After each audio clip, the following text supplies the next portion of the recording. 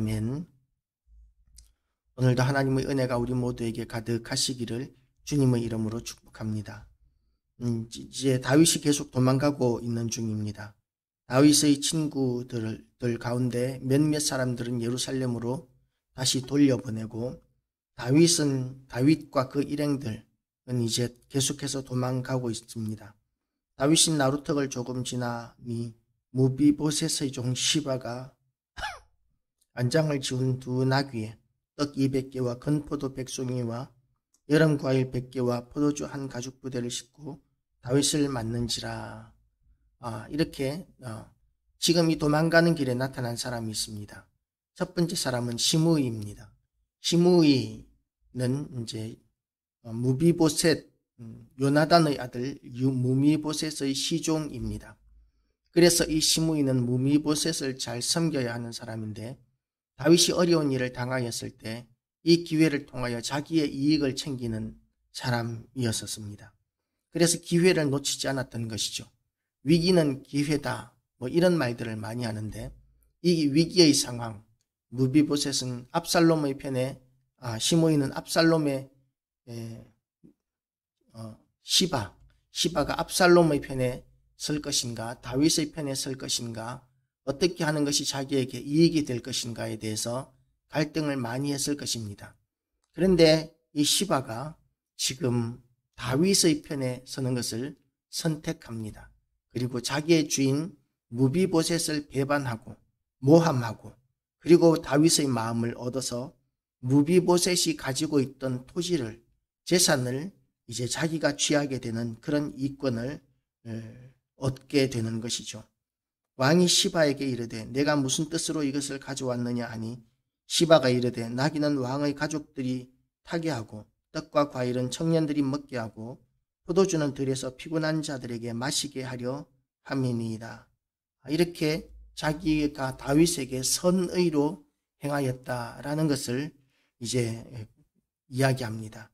그리고 왕이 이르되 내 주인의 아들이 어디 있느냐 하니 무비보셋이 어디 있느냐고 묻는 것이죠. 시바가 왕께 아뢰되 예루살렘에 있는데 그가 말하기를 이스라엘 족속이 오늘 내 아버지의 나라를 내게 돌리리라 하나이다 하는지라. 이 말은 거짓말이었습니다. 주인을 모함하는 말이었죠. 그런데 이 거짓말로 말미암아서 무엇을 얻게 되느냐 하면 왕이 시바에게 이르되 무비보셋에게 있는 것이 다 내 것이니라 하니라. 시바가 이르되 내가 절하나이다. 내 주 왕이여 내가 왕 앞에서 은혜를 입게 하옵소서 하니라. 이렇게 무비보셋의 재산을 시므이는 말 한마디로 이제 자기의 것으로 취하게 됩니다. 다윗은 이제 도망가는 와중에서 무엇이 진실인지 판단하기 어려운 그런 상황 가운데서 이 시바의 말을, 시바의 손을 들어주고 있는 모습입니다. 이것은 잘못된 선택입니다. 무비보셋은 다윗을 배반하지 않았습니다. 나중에는. 그렇지만 다윗은 이 시바의 말을 듣고는 무비보셋을 반역자 정도로 취급하게 된 것이었죠. 이런 상황 우리도 만날 수 있습니다. 사기치는 사람들이 사기를 칠 때에 어떻게 하느냐 하면 사람을 막 긴급하게 막다른 길로 몰아붙입니다. 어쩔 수 없는 것처럼 그렇게 어쩔 수 없는 상황, 긴급하게 결정을 내려야 하는 상황, 이런 상황인 것처럼 몰아세웁니다. 그러면 우리가 검증도 하지 못하고 성급하게 결정을 내리고 어리석은 선택을 하게 되는 경우들, 그래서 사기를 당하게 되는 이런 일들을 우리가 많이 경험하게 됩니다. 소매치기 하는 사람들은 누군가 주의를 끄는 일을 하고 그리고 훔치는 사람이 따로 있고 이런 식으로 이제 분업을 통해서 소매치기를 하긴 했습니다. 지금은 소매치기가 많이 없어진 시대인 것 같아요. 그런데 지금 다윗의 시대, 이 다윗의 시대에는 지금 사람을 얼마든지 속일 수 있는 그런 상황이 되어버린 것이죠.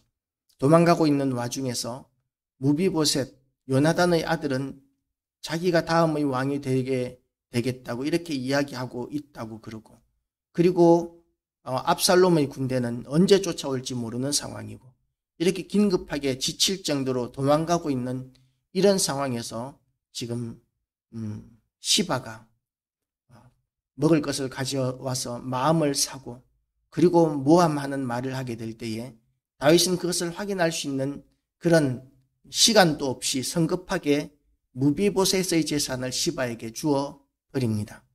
이것이 이제 다윗의 실수였던 것이죠. 하나님께서는 이런 악한 자들, 세상 가운데서는 출세할 수 있을지 모릅니다. 성공할 수 있을지 모릅니다. 세상 가운데서는 이런 사람들을 하나님께서 용납하실지도 모릅니다.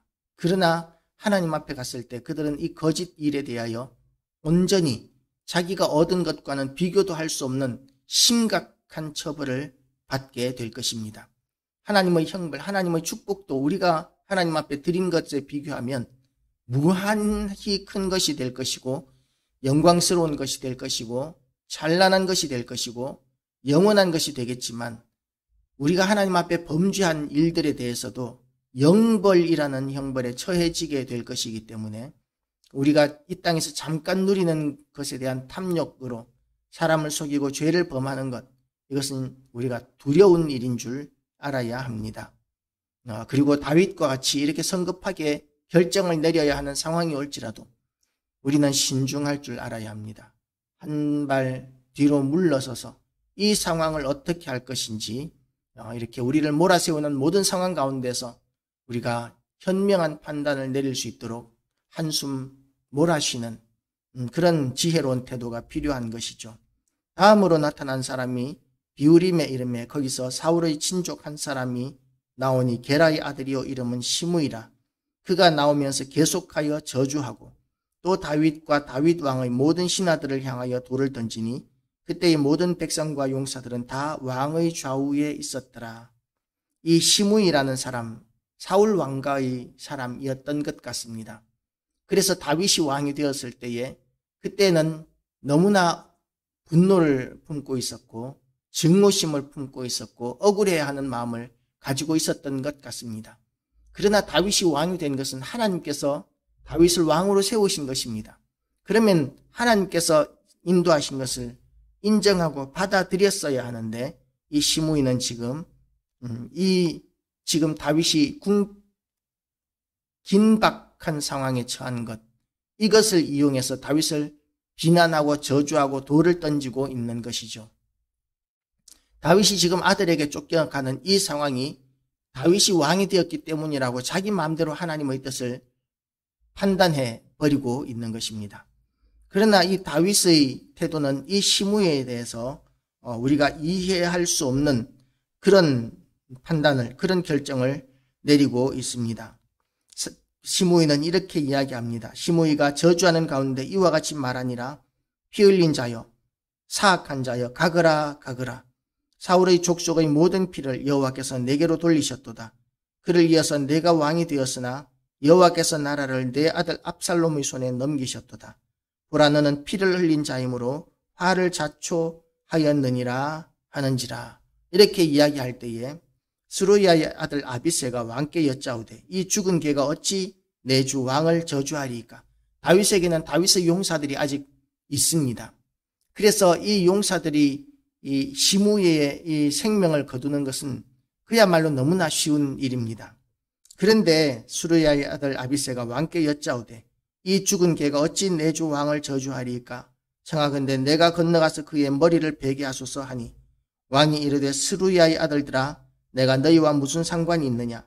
그가 저주하는 것은 여호와께서 그에게 다윗을 저주하라 하심이니 내가 어찌 그리하였느냐 할 자가 누구겠느냐 하고, 다윗은 지금 이렇게 시므이의 저주를 하나님께서 하게 하신 것이라고 이렇게 받아들입니다. 자기의 죄 때문이라고 이렇게 인정하는 것이죠.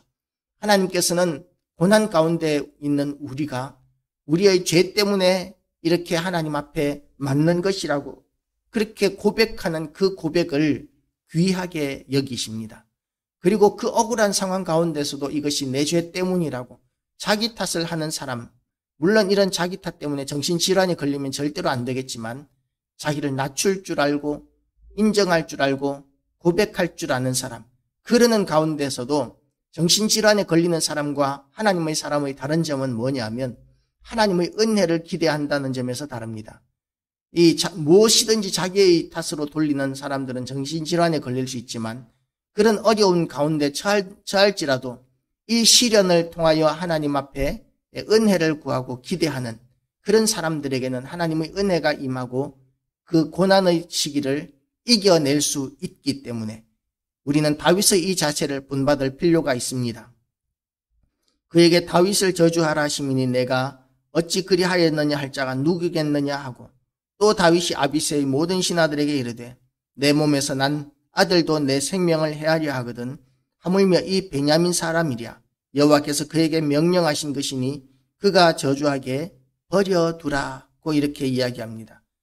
내가 아무리 쫓겨가는 신세지만 지금 저 시므이 같은 저런 인간이 감히 나에게 돌을 던지고 욕을 하는 것은 그것도 면전에서 이렇게 욕을 하는 것은 용서할 수 없다.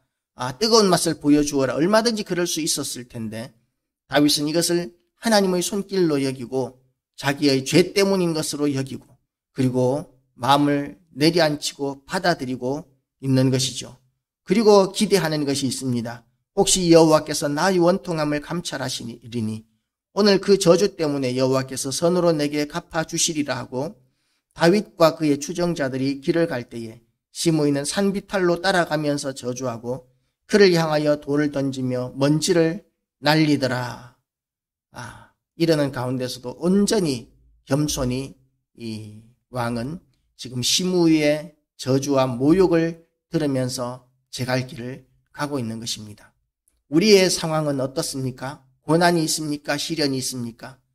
우리가 제일 먼저 그런 상황 가운데서 돌아봐야 하는 것이 과연 이것이 예수 그리스도의 남은 고난에 참여하는 사명 때문에 당하는 것이냐 아니면 내 죄 때문에 당하는 것이냐를 우리가 묵상하고 분별할 필요가 있습니다. 그리고 혹시 내 죄 때문이라고 여겨진다면 우리는 회개할 뿐입니다. 하나님 이것이 나의 죄 때문임을 고백합니다. 불쌍히 여겨주시옵시고 하나님 용서하여 주시옵소서 라고 우리는 기도해야 할 것입니다. 그리고 만약에 예수 그리스도로 말미암은 그 십자가의 고난이라면 사명을 위한 고난이라면 우리가 또한 기뻐하고 즐거워해야 한다고 성경은 이야기하고 있습니다. 왜냐하면 하나님께서 그 일들을 그런 고난 당하는 것을 결코 잊지 않으시고 상 주실 것이기 때문에 그렇습니다. 그래서 우리는 그런 이 다윗의 모습을 보면서 자기의 죄 때문이라고 여기는 이 회개의 마음, 이런 마음을 하나님께서 용납하신다면 이 고난의 때, 이 시련의 시기가 곧 끝나고 회복시켜 주실 때가 올 것이라고 그렇게 기대했습니다. 우리가 기대하고 소망할 곳은 하나님밖에 없습니다. 물론 가만히 앉아서 우리가 하나님께서 회복시켜 주시기를 기대할 수는 없습니다. 우리가 할 수 있는 일은 최선을 다해서 물론 감당해야 되겠죠. 그러나 우리가 하는 일의 승패가 달린 것이 아니라 하나님의 뜻에 우리의 모든 승패가 달려 있습니다. 사람이 할 수 있는 일은 물론 사람이 감당해야 되겠지만 그러나 그 일조차도 기도하는 가운데서 하나님의 뜻 가운데서 우리가 그 일을 감당할 때 하나님께서는 우리를 불쌍히 여기시고 다윗을 회복시켜 주시는 것과 같이 우리도 회복시켜 주시고 강하게 세우실 때가 있을 줄 믿으시고 오늘도 하나님과 동행하고 하나님의 뜻대로 살아드리는 귀한 날 되시기를 주님의 이름으로 축복합니다. 기도하시겠습니다. 하나님 아버지, 오늘도 우리가 주님